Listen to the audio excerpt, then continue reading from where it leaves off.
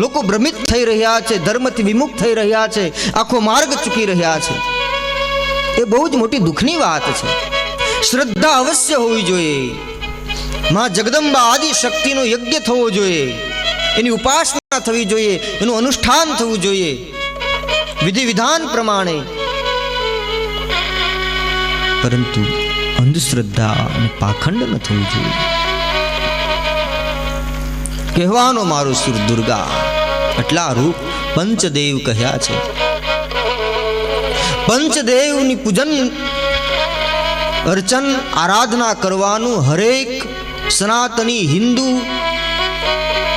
ધર્મના લોકોનું આ જે ધર્મ છે, જે આદેશ છે આદિ ગુરુ ભગવાન શંકરાચાર્ય. ત્યાં સુધી કહેવાયું છે કે એને જ સનાતની હિન્દુ કહેવાવાનો અધિકારી છે. આ પૃથ્વીમાં જે જન્મ્યો છે, પંચદેવોનું જે પૂજન નથી કરતો એને સનાતની હિન્દુ કહેવાવાનો કોઈ અધિકાર પણ નથી. શાસ્ત્ર ના પાડે છે. જે દ્રોહ કરે છે, અપરાધ કરે છે, વિમુખ જાય છે. જરૂરી છે કે આપણે આપણા ધર્મ ઉપર ચાલે. એટલા માટે આ રામ કથા છે, રામાયણ છે. હમે નિજ ધર્મ પર ચલના સિખાતી રોજ રામાયણ. અખિલ બ્રહ્માંડ નાયક યદુનંદન ભગવાન કૃષ્ણ, રાસ રાસેશ્વર ભગવાન, રમણ બિહારી, બાકે બિહારી, જે કહો તે આ લાલજી ઠાકોરજી. હવે એનું ચરણ મળે આપણને અને પછી આપણે બીજે ક્યાં જવાની જરૂર રહે. પરમાત્મા મળી ગયા, જેનું ચરણ મળી ગયું, પછી જે ભટકે એ તો વ્યભિચારી ભક્તિ કહેવાય. શ્રેષ્ઠ ભક્તિ એને કહેવાય કે આપણા ઈષ્ટદેવમાં આપણને અખંડ શ્રદ્ધા હોય, શ્રદ્ધા રહે. અને એ શ્રદ્ધા અખંડ રહે, ભટકે નહીં. આપણી શ્રદ્ધા ક્યારે ભટકે કે આપણને આપણા દેવ ઉપર ભરોસો ન હોય ને ત્યારે આપણે બીજે ફાફા મારવા પડે. આપણે એક ડૉક્ટર પાસે જઈએ અને આપણે કંઈ બીમાર હોઈએ અને આપણને સારું ન થાય, રાહત ન થાય, ત્યારે આપણે બીજા ડૉક્ટર પાસે દવાખાને આપણે જઈએ છીએ. ક્યારે જઈએ બીજા દવાખાને? કે આપણને કંઈ રાહત નથી થઈ, આપણને એ રોગ મીટ્યો નથી, એટલે બીજા દવાખાને જઈએ છીએ. એમ આપણને આપણા ઈષ્ટદેવ, આપણા ભગવાન ઉપર દ્રઢ ભરોસો નથી, એટલે આપણે જ્યાં ત્યાં ભટકીએ છીએ. હા, આખું જગત આપણા ઈષ્ટદેવની જ એક રચના છે. એ ભાવથી આખું જગત કૃષ્ણમય છે. મારા નાથે, આ મારા બાપે, જગતપતિએ, યદુનંદન ભગવાન કૃષ્ણ, યશોદાનંદને આ જગત બનાવ્યું છે. આ જગતમાં જેટલું કંઈ ઐશ્વર્ય, કીર્તિ, યશ જે કંઈ છે એ બધું જ કૃષ્ણની રચના છે. એવો ભાવ રાખીને બધે નમન કરીએ અવશ્ય, પરંતુ આપણું હૃદયનો ભાવ જે છે મન વચન કર્મથી એ તો કૃષ્ણના ચરણમાં જ હોવો જોઈએ. કારણ સર્વ ધર્મ પરિત્યજ્ય મામેકમ શરણમ વ્રજ. આ હું નથી કહેતો, ભગવદ્ ગીતા ભગવાન કૃષ્ણ પોતાના મુખથી કહે છે. હું કોણ બોલનાર? હું પણ આમાં અહંકાર છે, અભિમાન છે. આ તો વ્યાસપીઠ છે ને વ્યાસપીઠ ઉપર બેસનાર એક તમારી જેમ કોઈ વ્યક્તિ જ છે. પણ આ શાસ્ત્ર છે, રામાયણના સાનિધ્યમાં બેસી, લાલજીના સાનિધ્યમાં બેસી અને જે આપણા પાવન ધર્મ ગ્રંથોમાં ભગવાનના જે વચનામૃતો છે એની વાત આ તો માધ્યમ બન્યું છે. હું તો એક ટપાલી કહેવાઓ કે ભગવાનનો સંદેશો હું આપણા ઘર સુધી પહોંચાડું છું. શબ્દ ભગવાનના છે. ભગવાન કૃષ્ણ જો સ્વયં સ્વમુખથી એમ કહેતો હોય કે સર્વ ધર્મ પરિત્યજ્ય, તારા બધા જ ધર્મ કર્મ છોડી અને મારા ચરણે આવી જાય, એ જ તારો શ્રેષ્ઠ પરમ ધર્મ છે. છતાં પણ આપણે સમજીએ નહીં તો એ મનુષ્યની મૂર્ખાઈ છે. એથી વિશેષ બીજું શું કહી શકાય? સર્વ ધર્મ પરિત્યજ્ય મામેકમ શરણમ વ્રજ અહમ ત્વા સર્વ પાપેભ્યો મોક્ષ ઇષ્યામિ મા શુચ. તું આવી જા એટલે મોક્ષ તો તારી પાસે એમ જ સહજ આવી જશે. બધી જ પાપો એ પલવારમાં એક ક્ષણવારની કૃપા દૃષ્ટિથી નાશ પામી જશે. એવા સમર્થ છે આપણા ભગવાન દ્વારિકાધીશ, મુરલીધર, જગતપતિ. એનું ચરણ સ્વીકારો, એનું નામ ભક્તિ, દ્રઢ ભક્તિ. હું આપને કહી રહ્યો હતો કે મંત્ર હોવો જોઈએ. મંત્રનો પણ મ, માળાનો પણ મ, મૂર્તિનો પણ મ, મંદિરનો પણ મ. મન મંદિર બની જાય. અને મહાવીરનો પણ મ. મહાવીર એટલે હનુમાન છે, હનુમંત. કોઈ પણ આપણે માર્ગે આપણે સાધના કરતા હોય, કોઈ પણ સંપ્રદાય કે કોઈ પણ રસ્તે આપણે ચાલતા હોય, જેમાં આપણી શ્રદ્ધા હોય તે, પરંતુ શ્રી હનુમાનજીની ઉપાસના અનિવાર્ય સંજોગોમાં અરે અવશ્ય કરવી જોઈએ. એના વગર શક્ય જ નથી. પ્રાણ તત્વ છે, વાયુ તત્વ છે. હા, પવન પુત્ર છે. જેને પવન વગર ચાલે ને એ હનુમાનજીને ન માને તો ચાલે. કે આપણે ત્યાં તો એમ કહેવાતું કે જ્યાં ગામનો ટીંબો બંધાય એટલે પેલા હનુમાનજીની સ્થાપના થાય. શ્રી હનુમાનજી મહારાજ અહીંયા પણ બિરાજિત છે. હનુમાનજી મહારાજ કોઈ પણ મંદિર હોય, દેવી હોય, માતાજી હોય કે ભગવાન હોય, શિવ હોય, ગમે ત્યાં શ્રી હનુમાનજી મહારાજ અને સિદ્ધિ વિનાયક ભગવાન ગણપતિ બાપા એમની સ્થાપના હોય છે. એટલે હનુમાનજીની ઉપાસના કરવી, હનુમાન ચાલીસાનો પાઠ કરવો, હનુમાનજીના દર્શન કરવા શ્રદ્ધાથી, વિશ્વાસથી. કારણ શ્રી હનુમાનજી છે ને અજર અમર છે. માં જાનકીજી આશીર્વાદ આપેલા ને, અજર અમર ગુણ નિધિ સુત હોહુ, કરહુ બહુત રઘુનાયક છોહુ, ચારો યુગ પર તાપ તુમારા. હનુમાનજીનો પ્રતાપ એટલો જ છે જેટલો સતયુગમાં હતો ને એટલો જ આ કળિયુગમાં છે. ચારે યુગમાં સમાન રૂપે જેનો પ્રકાશ છે. એ તો આપણી દ્રષ્ટિ એવી, આપણે એના દર્શન ન કરી શકીએ પ્રત્યક્ષ, પણ એનો અનુભવ જેની સાધના કરે છે, જેની ઉપાસના કરે છે હનુમાનજીની, એને ખ્યાલ હશે, એક અનુભૂતિ થતી હશે. એ જ અનુભૂતિ કરી શકે. આ યુગમાં પણ કલિકાલની અંદર તમે જાઓ, આજે કોઈ પણ જગ્યાએ નાનામાં નાની શેરીઓથી લઈ અને મોટા મહાનગરો સુધી બધી જગ્યાએ હનુમાનજી બેઠા છે. કોઈ લોકોએ એના પોસ્ટર નથી છપાવ્યા, કોઈ એનો પ્રચાર નથી કર્યો, એના ભક્તો ઊભા નથી કર્યા, કોઈ નેટવર્ક ઊભું નથી કર્યું, કંઈ જ કર્યું નથી. કોઈ દી કોઈને શીખવાડવું પડ્યું નથી. છતાં પણ આજે સૌથી મોટું કલયુગમાં પ્રમાણ હોય તો શ્રી હનુમાનજી મહારાજનું તમે જોઈ લો. નાનામાં નાના ગામના ટીંબાથી લઈને અમારા તુલસી શ્યામના જંગલના ડુંગરા ઉપર દાદો બેઠો છે. ગમે ને આ જાઓ તમે આખી દુનિયામાં, આ એનું સત્યનું પ્રમાણ છે. સત્યના પ્રમાણ બીજા કોઈ આપવાના ન હોય. ધર્મ અને સત્યનું પ્રમાણ એ જ છે. એના કોઈ પ્રચાર કરવાના ન હોય, એની કોઈ એડવર્ટાઈઝની જરૂર ન પડે. દેશી ગીર ગાયનું ઘી હોય ને એટલે એમ જ ઓળખાય છે. એના ડબલા ઉપર લખવું ન પડે કે આ 100% શુદ્ધ ઘી છે. જે મહાન વ્યક્તિ હોય ને એને કેવું ન પડે કે હું સર્વશ્રેષ્ઠ છું, બધાથી ઊંચો હું છું, શ્રેષ્ઠ છું. એના ગુણ ધર્મ, એનું જીવન જ સમાજમાં પ્રકાશ આપે.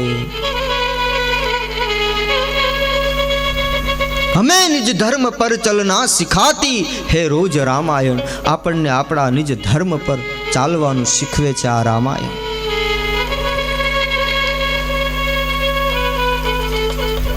સૌથી મોટું દુઃખ આજે આપણા સમાજમાં, હિન્દુ ધર્મની અંદર, સનાતન વૈદિક પરંપરામાં આજે જે વિભાજિત થતા જાય છે. લોકો અંદરો અંદર ધર્મના નામથી એક વિભાગો ઊભા થઈ ગયા છે.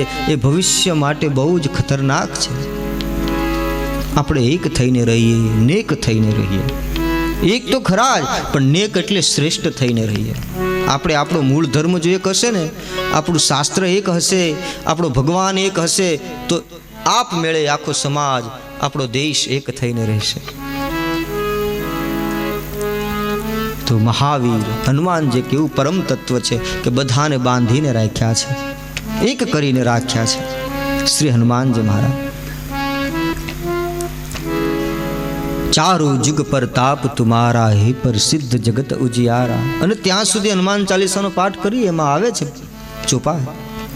હું નથી કહેતો, હનુમાન ચાલીસામાં લખ્યું છે બાબાજીએ और देवता चित्तन धरई हनुमंत से सर्व सुख करे। काफी है हनुमान जी,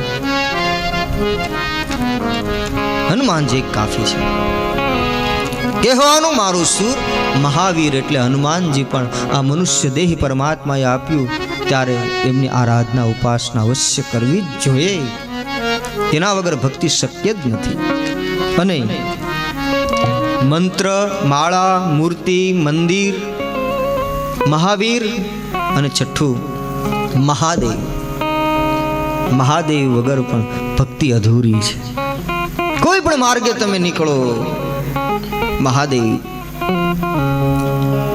ફરી કહું ઈચ્છિત ફલ બિनु શિવ અવરાધે, લહી કોટી જોગ જપ સાધે।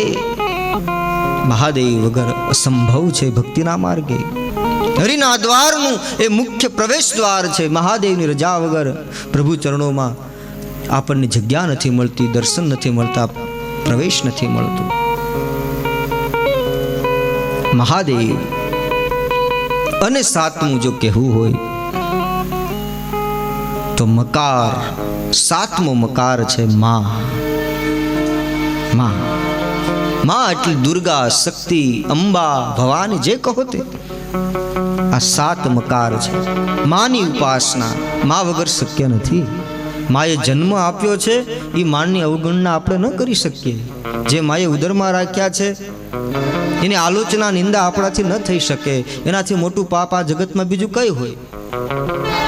ઘણા લોકો નથી કહેતા કે અમે સ્ત્રીનું મુખ ન જોઈએ। અરે બાપા, તારી માતાએ તારું મુખ ન જોયું હોત તો તારું મુખ આ સંસારમાં હોત જ નહીં। આ કડવું સત્ય છે। અરે જગતગુરુ આદિ ભગવાન શંકરાચાર્ય, પરમ સંન્યાસી, પરમ વિતરાગી, 4 મઠોની સ્થાપના જેને કરી અને કાલડીથી નીકળીને એક બ્રાહ્મણ યુવા સંન્યાસી આખો દેશ જેનું અનુકરણ કરે, આપણો ધર્મ જેનું અનુકરણ કરે, એવા આદિ શંકરાચાર્ય જ્યારે નીકળ્યા, એકને એક એની માતા હતી, એક પુત્ર હતા, અને માને વચન આપીને ગયા કે માં ચિંતા ન કરીશ। નહીતર સંન્યાસીનો નિયમ છે, સંન્યાસ જટિલ કહ્યો છે, સંન્યાસ એટલો સહેલો નથી, બહુ જ જટિલ છે। એના નીતિ નિયમો તમે જુઓ ત્યારે ખ્યાલ આવે કે સંન્યાસ કોને કહેવાય। આપણે એનું વર્ણન સાંભળીએ ને તો કોઈ સપનું ન આવે સંન્યાસ લેવાનું। આવા નીતિ નિયમો છે,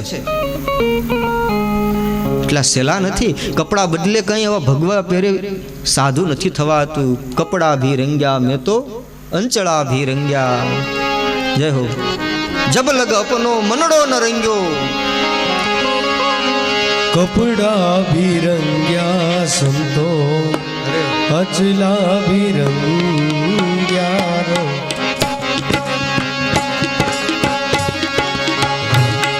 કપડા ભી રંગ્યા સંતો અચલા ભી રંગ્યા હોરી, અચલા ભી રંગ્યા। जब लग अपनो मनडो ना रंग्यो, मेरे लाल लाल मेरा दिल मां संतो लागी रे वैरागी। जोયું मैं तो जागी हो साधु तेरो સંગડો ના છોડ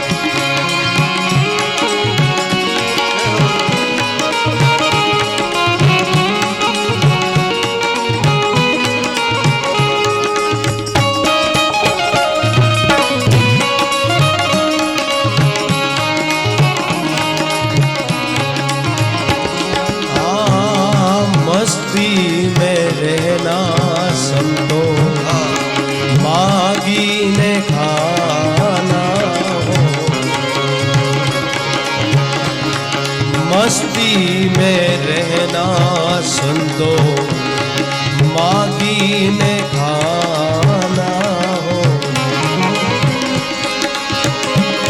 टुकड़े में से टुकड़ा करके दियो मेरे लाल हो।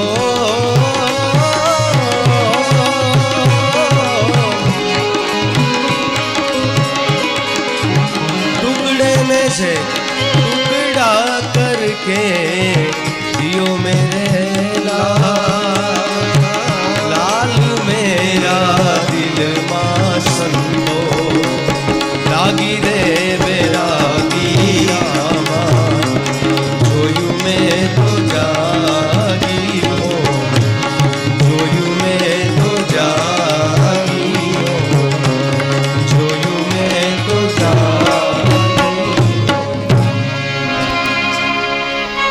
साधु केरो संगड़ो न छोड़ो मेरे लाल। कोई आवा संत समर्थ पूज्य रामदास बापू जेवा परम साधु होय, एनी समाधिए नमन करिए, आवा संतोનું સાનિધ્ય મળે ને અહીંયા ઠાકોરજી બિરાજિત હોય વૃંદાવન બાગમાં, એમાં જો અખંડ શ્રદ્ધા હોય બાપ, તો પછી જીવનમાં બીજું કંઈ કરવાનું રહેતું જ નથી. એમાં બધી જ સાધના આવી જાય. સંતો પ્રત્યે પ્રેમ એ ભક્તિ છે. પ્રથમ ભક્તિ સંતન કર સંગા. સંતોનો સંગ કરવો એ પેલી ભક્તિ છે.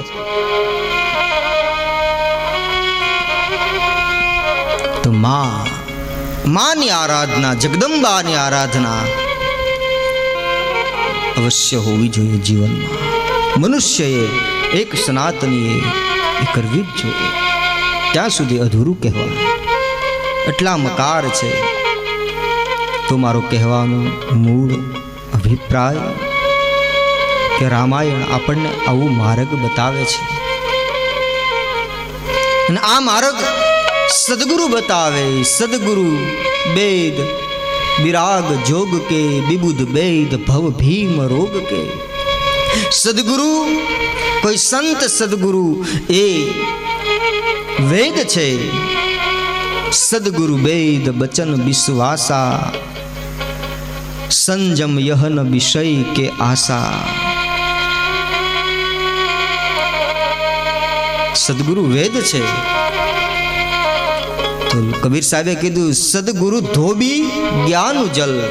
સદગુરુ ધોબી છે, જ્ઞાન રૂપી જળથી આપણા મેલા થયેલા વસ્ત્રોને જેમ ધોબી પછાડી પછાડી, જેમ શિલા ઉપર પછાડી પછાડીને જેમ મેલ કાઢે છે, એમ ઘણીવાર કોઈ સંત, કોઈ સદગુરુ આપણને ટકોર કરી કરી, પડકાર કરી કરી અને આપણી અંદર રહેલા મેલને એ ધોવે છે. શું કામ?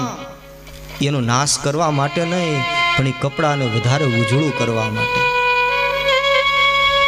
સદગુરુ ધોબી જ્ઞાન જલ, સાબુ સરિજન હાર.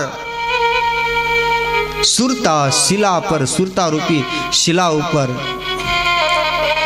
એ વસ્ત્રો ધોવે છે. સુરતા શિલા પર ધોઈએ તો નિક્ષે મેલ અપાર. કોઈ સદગુરુ, કોઈ સંત એ માર્ગ આપણને બતાવે છે. સદગુરુ વેદ છે. આપણી અંદર અનેક પ્રકારની બીમારીઓ, રોગ રહેલા છે, જેને રામાયણ માનસ રોગ કહે છે. ઉત્તરકાંડનો પ્રસંગ છે, અધ્યાત્મ દર્શન છે. બહુ જ ગહન વિષય છે, એમાં નહીં જાઓ, પરંતુ સહજતાથી, સરળતાથી કહેવું હોય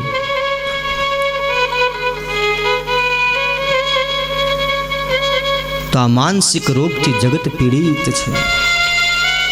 અનેક પ્રકારની દુવિધાઓથી આ મનની અંદર કચરો ભરેલો છે, જેના કારણે માણસનું મન મલિન થયેલું છે. માણસ બહુ દુઃખી છે. ઈર્ષા, દ્વેષ, નિંદા સતત કરતો રહે છે. અને જ્યાં સુધી આવા દુર્ગુણો એ ન કરે ત્યાં સુધી એને એક એનું સૌથી મોટું વ્યસન બની ગયું છે. આ એક વ્યસન જ થોડું છે જગતમાં.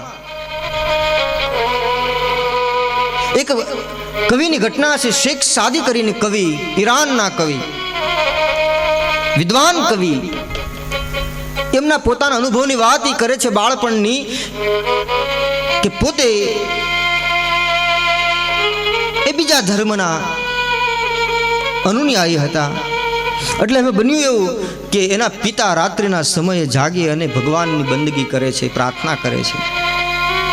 શીખ સાદી એકદમ નાની ઉંમરના, એટલે યુવા અવસ્થામાં જ શીખ સાદી રાત્રિના સમયે જોયો તેના પિતા પ્રાર્થના કરે છે ભગવાનને, ઈશ્વરને. ત્યારે એના પિતાને કહે, પિતાજી, આપણા પરિવારના લોકો કેટલા અભાગી છે કે જે ભગવાનનું ભજન કરવાનું, સ્મરણ કરવાનો અવસર છે, સમય છે, એવા સમયે આ લોકો ઘોર નિંદ્રામાં સૂતા છે, ઘોર નિંદ્રામાં સૂતા છે. આમ નિંદા કરે છે કોણ? શીખ સાદી, કે ભગવાનનું ભજન કરવાના બદલે એ સૂતા છે. મોહ નિશા સબ સૌ નિહારા. અને ત્યારે એના પિતાએ શેખ સાદીને કીધું, બેટા તું પણ સૂઈ જા.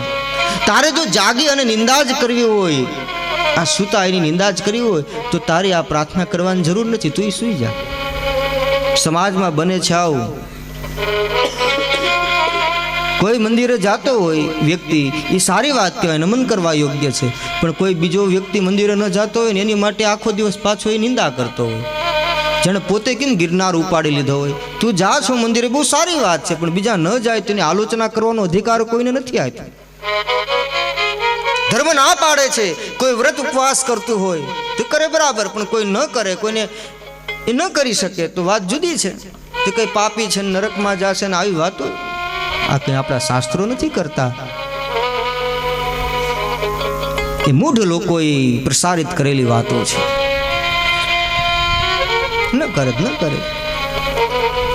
એને સમજાય, અનુભવ થાય અને પછી કરે, એમાં વધારે ફાયદો હોય છે. કોઈનું એમ જાણ્યા જોયા વગર, સમજ્યા વગર અનુકરણ કરી લઈએ, નકલ કરી લઈએ, તેનો કોઈ મતલબ નથી. તો પરાણની શ્રદ્ધા આપેલી કહેવાય. એ કોઈ પ્રગટ થયેલી શ્રદ્ધા ન કહેવાય, કોઈ આરોપિત કરેલી શ્રદ્ધા કહેવાય. પણ અંદર જ્યારે શ્રદ્ધા પ્રગટ થાય, એ શ્રેષ્ઠ શ્રદ્ધા છે, એક કૃપા અને પાત્ર છે. પેલા જાણો, કોઈ પણ વસ્તુ એમને સ્વીકારો નહીં.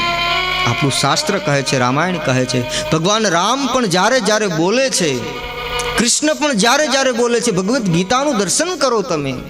આ ભગવદ્ ગીતા જેવું પરમ પાવન ગ્રંથ આખા વિશ્વની અંદર અત્યારે ભગવદ્ ગીતાનો જય જયકાર થઈ રહ્યો છે. અરે આપણા હિન્દુ ધર્મ તો શું, પણ અન્ય ધર્મના લોકો પણ અભ્યાસ કરી રહ્યા છે. મોટી મોટી યુનિવર્સિટીઓની અંદર જેનું ભણાવવામાં આવી રહી છે ભગવદ્ ગીતા. 2000થી પણ વધારે મહાપુરુષોએ જેના ઉપર ટીકાઓ લખી હોય. એ ભગવદ્ ગીતા એટલી ઊંચાઈ ઉપર છે, એટલું રહસ્ય છુપાયેલું છે. એ ભગવદ્ ગીતા આપણને માર્ગ બતાવે છે. એટલી ઊંચાઈ વાળું પરમ પાવન ગ્રંથ આપણી પાસે હોય, આનો અભ્યાસ કરીએ. એ કહે છે ભગવાન કૃષ્ણ કે પેલા તમે એમને સીધે સીધા માની ન લ્યો. હે અર્જુન, તું પેલા સમજ, પેલા જો, સમજ, અનુભવ કર. તારા અનુભવમાં આવે તો તું સ્વીકાર. સીધું સ્વીકારવાની વાત આવી જ નથી આપણા ધર્મમાં. લોકોનું કેવું થયું, એક જાય એટલે બીજું જાય, ને બીજું જાય એટલે ત્રીજું જાય. એક કોઈ ગણિતના પ્રોફેસર સાહેબ હતા, માસ્ટર મોટા. હવે એક માલધારી ભાઈએ, ઘેટા બકરા ચરાવનાર એક માલધારી ભાઈ, અભણ હતા સાવ, કંઈ ભણેલા નહીં. એણે પ્રોફેસર સાહેબને પૂછ્યું કે સાહેબ, આ મારી જોક છે, આ વાડની અંદર 100 ઘેટા છે. આ 100 ઘેટામાંથી સાહેબ તમે ગણિત ભણાવો છો છોકરાઓને, બહુ જ તમે હોશિયાર છો એવી વાતો થાય છે ગામમાં. તમારું ગણિત બહુ પાકું, કોઈ ગણિતનો પ્રશ્ન કરે ત્યાં તો તમે ઉત્તર આપી દો. આવું ગણિત તમારું પાકું છે, તો મને એક ઉત્તર આપો. હવે એ જે માલધારી ભાઈ અને આ સાહેબ એ બે મિત્ર હતા, એટલે એણે પ્રશ્ન કર્યો કે આ મારા વાડામાંથી 100માંથી એક ઘેટું જતું રહે કેટલા બચે? એટલે પ્રોફેસર સાહેબ તો હસવા લાગ્યા કે તું તો ભણ જ રહ્યો, પેલેથી ભણ્યો નહીં, હવે તારો પ્રશ્ન એવો છે, આ કોઈ પ્રશ્ન કહેવાય? હસવા લાગ્યા. 100માંથી એક ઘેટું જાય એટલે 99 બચે, આમાં કઈ વિચારવા જેવી બીજી બાબત નથી. એક ઘેટું જાય એટલે 99 વધે. એટલે પેલો અભણ માલધારી હસવા લાગ્યો, સાહેબ તમે ખોટા. એનો ઉત્તર ખોટો પાડતો હતો. કેમ? કેવી રીતે ખોટું? તો કહે સાહેબ આ વાડ છે ને કાંટાની, આમાંથી એક ઘેટું જાય ને એટલે પછી એની પાછળ બીજું જાય, ત્રીજું જાય, ખાલી એકને જ નીકળવાનું હોય, પછી તો લાઈન થઈ જાય. આને ગાડરિયો પ્રવાહ કહેવાય. આપણો ધર્મ ગાડરિયા પ્રવાહ નથી શીખવાડતો. પેલા જાણો, એના મૂળ સુધી જાઓ, ધર્મને સમજો, અનુભવો, અને પછી હૃદયમાં સ્થાન આપો. આ હૃદય એટલું સસ્તું નથી, આ માથું એટલું બધું પરમાત્માએ સસ્તું નથી આપ્યું કે જ્યાં ત્યાં નાખી દો. વિચારો, કશું કહેવાને આવ્યો છું હું, કરગરવા નથી આવ્યો, બીજાની જેમ જીવન અનુસરવા નથી આવ્યો. અનુગમન નહીં, ખોટે ખોટું. હમે નિજ ધર્મ પર ચલના સિખાતી હે રોજ રામાયણ.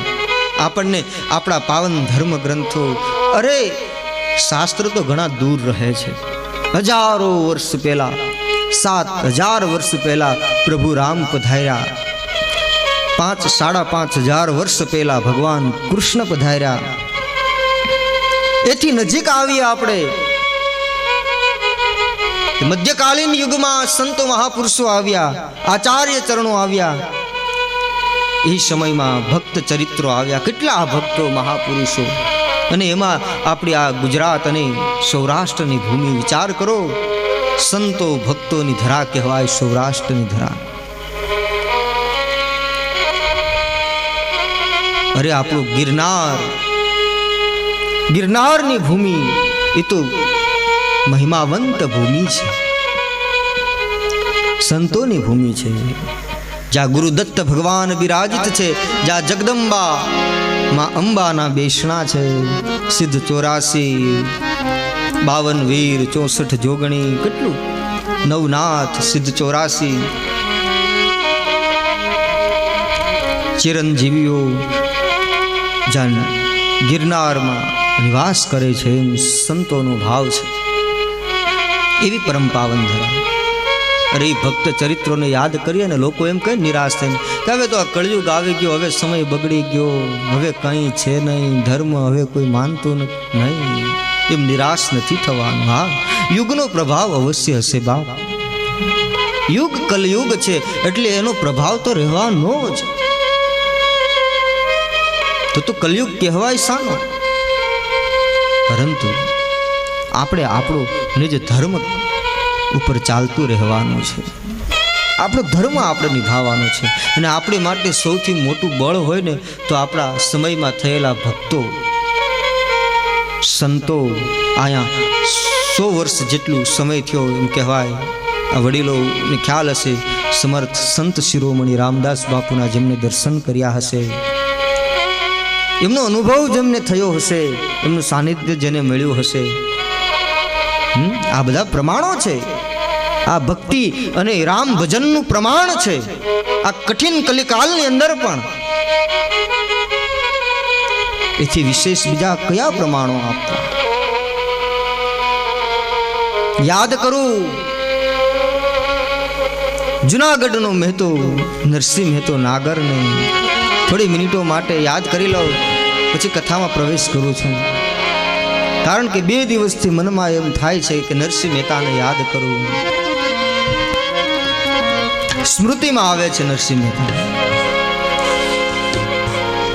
સોરઠ ધરતી જગ જૂની અને ગઢ જૂનો એ ગરનાર, ફાવજડા જ્યાં હેંજળ પીએ એના નમણા નરને ના. એવી સોરઠની ધરતી ગુરુદત્ત ભગવાન જ્યાં બિરાજિત છે, જ્યાં જગતનો નાથ, ભવને પાર કરાવનારો ભવનાથ દાદો નિત્ય બિરાજિત છે. એવી ધરામાં નાગર નરસિંહ મહેતો જુનાગઢ જ નહીં, ગુજરાત જ નહીં, પણ આખા ભારત વર્ષનું જે ગૌરવ છે, જે આખા ભારત વર્ષ, આખી દુનિયામાં નરસિંહ મહેતાના પદો ગવાય છે. દ્રષ્ટાંતના રૂપમાં પૂજ્ય પરમ પૂજ્ય મોરારી બાપુ અને એમની કથામાંથી નાનપણમાં ખૂબ સાંભળેલી જે ટેપવાળી કેસેટ આવતી ને, નરસિંહ મહેતાના પિતાનું શ્રાદ્ધ, એ સમય પહેલાં ખૂબ સાંભળેલી ને પછી લગભગ અહીંયા બિલકુલ પહેલી વાર હું નરસિંહ મહેતાના પિતાનું શ્રાદ્ધ દ્રષ્ટાંતના રૂપમાં હું અહીંયા પ્રસ્તુત કરું છું. આ પૂર્વે ક્યારેય કથામાં આ પ્રસંગ લીધો નથી, પણ આ કથા મને યાદ આવ્યું છે. અમારા ભગીરથ છે, કથા મારે હોય એટલે જ્યારે હોય એને બહુ ગમે, એટલે મને લગભગ 2 વર્ષથી કહે છે કથા હોય એટલે નરસિંહ મહેતાના પિતાનું શ્રાદ્ધ, પણ થતું નથી. આજે આપ મેળે 2 દિવસથી થાય છે કે મને પણ બહુ ગમે છે. નાગર નરસિંહ મહેતા નાગર બ્રાહ્મણ છે, પવિત્ર આચરણ છે, ભગવાન રાધા કૃષ્ણના પરમ ભક્ત છે. એમના પત્ની માણિક મહેતી, એમના મોટા ભાઈ જે વંશીધરજી એ થોડા આર્થિક સંપન્ન છે, સુખી છે. નરસિંહ મહેતા તો ભગવાનના પરમ ભક્ત છે, વૈષ્ણવ છે. કંઠમાં તુલસીની માળા, માથા ઉપર કાન ટોપી, હાથમાં કરતાલો અને મુખમાં રાધા વલ્લભનું નામ. નિરંતર રાધા કૃષ્ણ.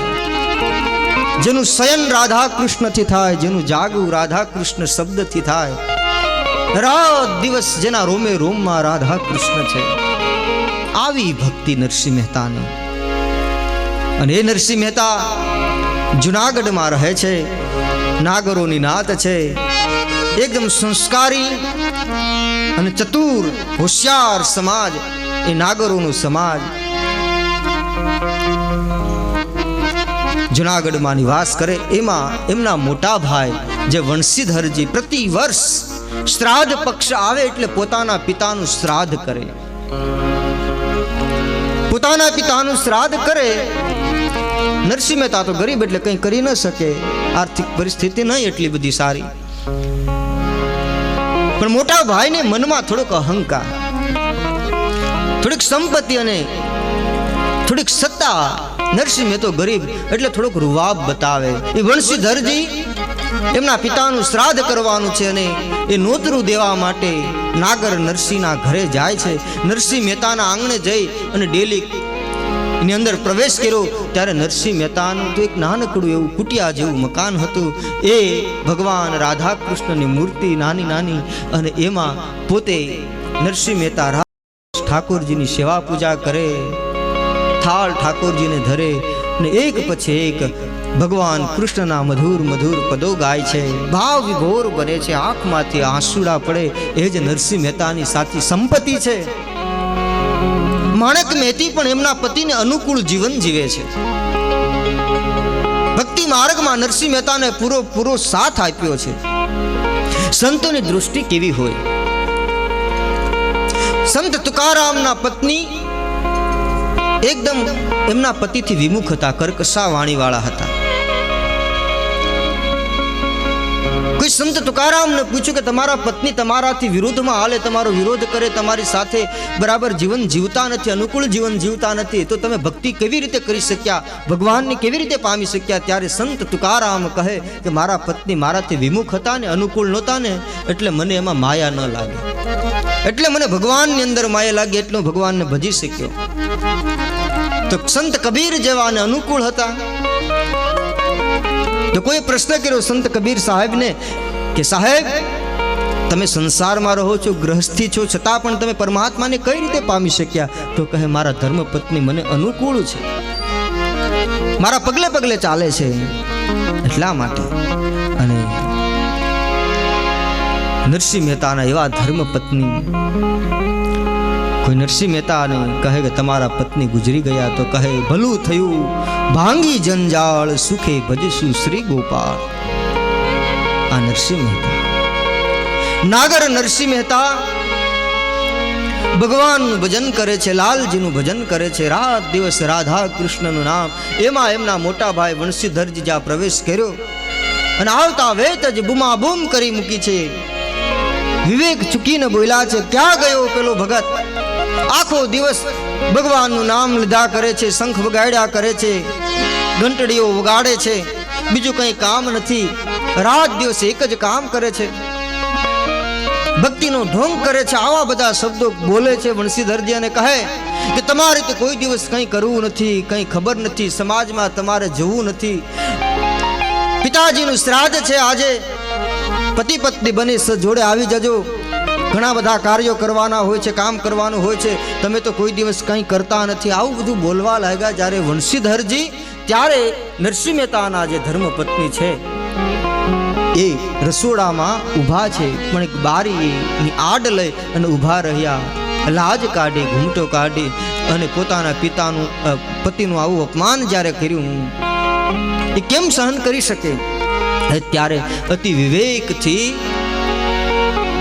નરસિંહ મહેતાના પત્ની માણેક મહેતી એમ કહે છે કે બાપજી, તમે અમારા બાપની જગ્યાએ છો, માફ કરજો. હું આજે તમારી સામે કોઈ દિવસ બોલી નથી, આજે બોલું છું. પણ શું ભગવાનની ભક્તિ કરવી શું ગુનો છે? મને એનો જવાબ આપો. અને તમારે જો એટલું બધું અપમાન કરી અને અમારું જમવાનું કરવું જ હોય તો અમારા પણ પિતા હતા, તમારા જેમ માવતર હતા એમ અમારા માવતર હતા. અમે અમારી રીતે કરી લઈશું, અમે અમારી રીતે શ્રાદ્ધ અમારા પૂરતી અમારી શક્તિ અનુસાર અમે શ્રાદ્ધ કરી લઈશું. એકદમ ખીજાય અને વંશીધરજી પાછા ફર્યા છે. નરસિંહ મહેતાને થોડુંક ભજન કરતા કરતા થોડીક સુધી આવી, થોડા શબ્દો સાંભળી ગયા. છેલ્લે કે મોટા ભાઈ આવેલા. માણેક મહેતીને કહે કે હા. તો કહે શું થયું? તો કહે પિતાનું શ્રાદ્ધ છે એટલે ભોજન માટે આમંત્રણ દેવા માટે આવેલા, પણ આવું બધું અપમાન કરવાની એમાં શી જરૂર? અને ત્યારે નરસિંહ મહેતા કહે, મહેતી, આપણાથી બોલાય નહીં, આપણા બાપના ઠેકાણે છે. આ નરસિંહ મહેતાની મર્યાદા જુઓ તમે, એની શાલીનતા જુઓ, એનું શીલપણું જુઓ. આપણાથી બીજું બોલાય નહીં. તો તે એને શું કીધું? તો કહે અમારા પણ પિતા છે, અમે અમારી રીતે શ્રાદ્ધ કરી લેશું. અરે પણ મહેતી, આપણા ઘરમાં કંઈ મળે નહીં, કોઈ વ્યવસ્થા નહીં, કોઈ સગવડ નહીં, કઈ રીતે આપણે શ્રાદ્ધ કરશું? અને ત્યારે માણેક મહેતી કહે, મારી પાસે એક વાળી પડી છે, સોનાની વાળી. અને જ્યાં સોનાની વાળીનું નામ સાંભળ્યું ત્યાં નરસિંહ મહેતાને આનંદ આવી ગયો. આપણે આપણી ક્ષમતા અનુસાર 5 વ્યક્તિનું આપણે શ્રાદ્ધ કરી દઈએ. આપણે પતિ પત્ની, એક દીક્ષિત ગોર, એક કુળગોર, 5 વ્યક્તિઓને આપણે, એક અતિથિ, એમ થઈ અને 5 વ્યક્તિઓનું આપણે ભોજન થાય એટલી વ્યવસ્થા થઈ જાય. અને જ્યાં વાળીનું નામ લીધું ત્યારે નરસિંહ મહેતા વ્યાખ્યાનકાર કહે છે, લાવો વાળી કામિની, આપો મારે હાથ. ભીડ પડે જો ભગતને તો લાજે લક્ષ્મીના. લાવો વાળી કામિની, આપો મારે હાથ. જો ભીડ પડે ભક્તને તો લાજે લક્ષ્મીનાથ. આજે ભીડ છે અને એ સોનાની વાળી લઈ અને ભક્તરાજ નરસિંહ મહેતા જુનાગઢની બજારમાં, ઝવેરી બજારમાં જઈને વેચી આવ્યા. એના બદલામાં 5 વ્યક્તિને થાય એટલું સીધું સામગ્રી, આટો, દાળ, ચાવલ, જે કંઈ મરી મસાલા જે જરૂરી હતું એ બધું જ સામગ્રી મળી ગઈ. પણ ઘી તૂટ્યું, ઘી ન આવ્યું, ઘી બાકી રહ્યું. ઘરે આવ્યા, હવે કોઈ પૈસા નથી, હવે શું કરવું? એટલે નરસિંહ મહેતા કહે, લાવો હું ઉધારમાં ઘી લઈ આવું, તપેલી આપું મારે હાથ. અને નરસિંહ મહેતાએ હાથમાં તપેલી લઈ અને જુનાગઢની બજારોમાં જ્યારે નીકળ્યા હશે, ભક્તરાજ વિચાર કરો. વ્યાખ્યાનકાર કહે છે, મેં તે લીધી તપેલી હાથ જો ધરણી ધરનું જ્ઞાન ધરી. મેં તે લીધી તપેલી હાથ જો ધરણી ધરનું જ્ઞાન ધરી. તે લીધી તપેલી હાથ જો ધરણી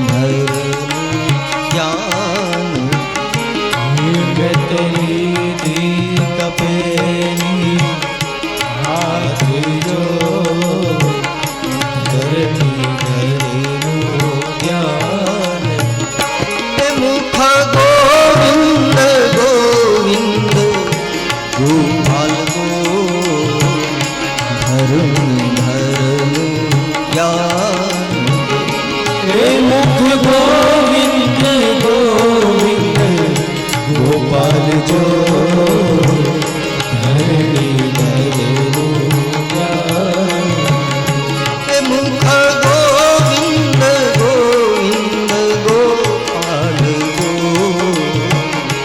ધર્મધરનું જ્ઞાન હે મુખ ગોવિંદ ગોવિંદ ગોપાલ જો ધરણી ધરનું જ્ઞાન લીધી તપેલી હાથ જો ધરણી ધરનું જ્ઞાન લીધી તપેલી હાથ જો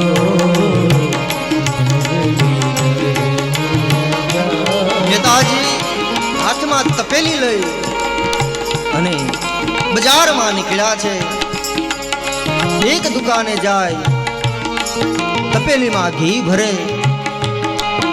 અને ઘી ભરે પછી જ્યાં પૈસા દેવાની વાત આવે તો નરસિંહ મહેતા વિનમ્રતાથી કહે, હે શેઠજી, મારા પિતાનું શ્રાદ્ધ છે, મારી પાસે અત્યારે પૈસા નથી, પણ હું 15 દિવસ પછી તમારા પૈસા હું ચૂકતે કરી જઈશ. 15 દિવસ પછી હું પૈસા ચૂકવી જઈશ. અને આ જ આ વાત આવે એટલે શેઠ તો હોશિયાર હોય. હવે નાય કેમ પાડવી, સીધી ચોખ્ખી ના ન પાડે, હોશિયારી પૂર્વક યુક્તિ કરે ને કહે કે શેઠજી, તમારા પિતાનું શ્રાદ્ધ છે. તો કે હા. તો કે તમે ભોજન બનાવશો પછી ઠાકોરજીને થાળ તો ધરો. હા, ઠાકોરજીને થાળ તો રોજ ધરવો પડે, નિત્ય. ઠાકોરને ભોજન કરાવ્યા પછી થાળ ધર્યા પછી જ પ્રસાદ લેવાનો હોય. તો કહે, મહેતાજી, આ ઘી તમને દીધા જેવું નથી. કેમ? આ ઘીની અંદર ગરોળી પડી હતી થોડા દિવસ પહેલા, અને ગરોળી પડી હતી ને એટલે અપવિત્ર થઈ ગઈ. ત્યાં તો ભક્તરાજ એકદમ ભોળા કહે, નહીં નહીં નહીં નહીં બાપા, કાઢી લ્યો કાઢી લ્યો કાઢી લ્યો, એવું ઘી મારા ઠાકોરજીને ન આવે. મારા ઠાકોરજીનો ભોગ ધરવો છે તો પવિત્ર જોઈએ.